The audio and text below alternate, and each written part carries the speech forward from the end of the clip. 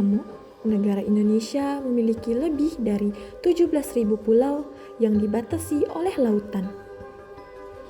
Tidak hanya pulaunya yang beragam, Indonesia juga dikenal sebagai negara yang memiliki keberagaman di berbagai bidang. Keragaman suku, agama, adat istiadat, hingga sumber daya alam. Karena banyaknya perbedaan yang ada, masyarakat Indonesia harus menumbuhkan rasa toleransi. Maka dari itu, muncullah wawasan Nusantara. Apa sih itu wawasan Nusantara?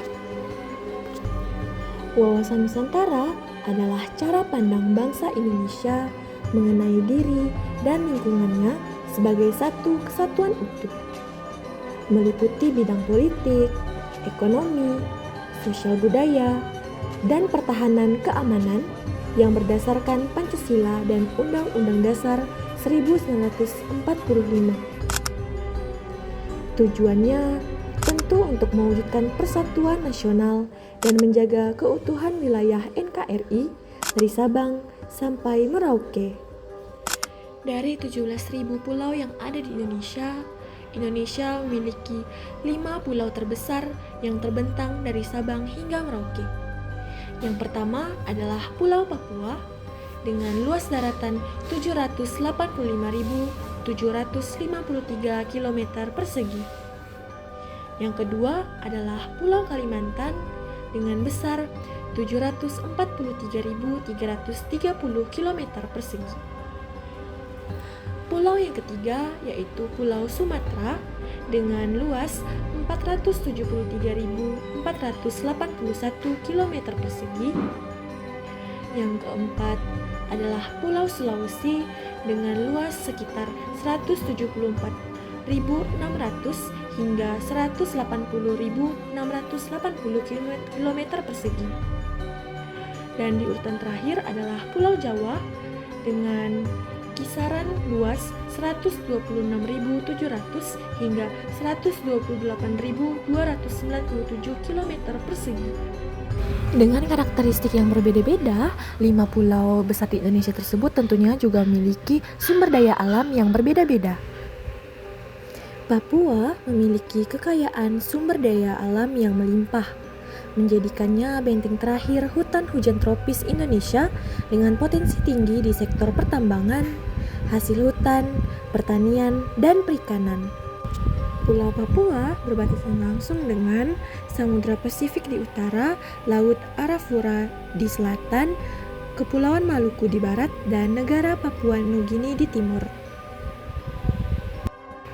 Begitu juga sumber daya alam di Kalimantan sangat melimpah, didominasi oleh sektor pertambangan dan kehutanan atau perkebunan. Wilayah ini juga kaya akan hasil perikanan baik air tawar maupun laut, menjadikannya sebagai lumbung energi dan ekonomi penting bagi Indonesia. Pulau Kalimantan berbatasan langsung dengan negara Malaysia dan Brunei Darussalam di utara, Laut Jawa di selatan, Selat Karimata di barat, serta Selat Makassar di timur. Tidak kalah, Pulau Sumatera juga kaya akan sumber daya alam, hayati dan non-hayati, menjadikannya penopang ekonomi dan energi nasional. Hasil utamanya meliputi hasil perkebunan, pertambangan, serta hasil kelautan.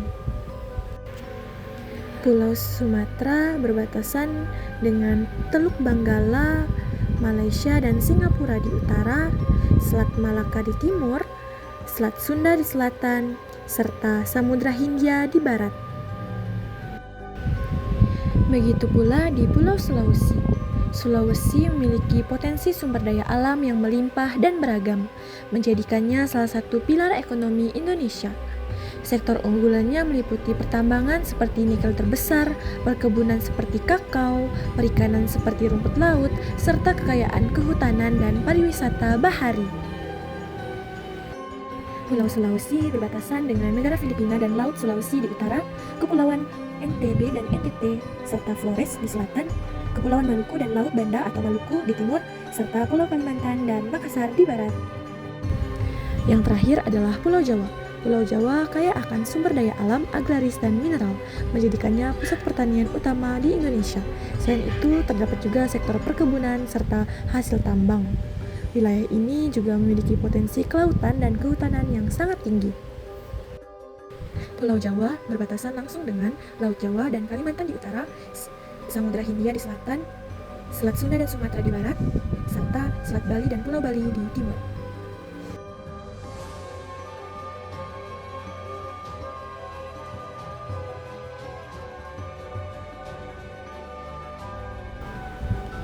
Indonesia menjadi jalur perdagangan internasional karena letaknya yang strategis, yaitu berada di posisi silang antara dua benua, yaitu benua Asia dan Australia, serta dua samudra, yaitu Samudra Hindia dan Pasifik. Posisi ini menjadikan perairan Indonesia, terutama Selat Malaka, sebagai jalur transit utama ekonomi dan pelayaran global.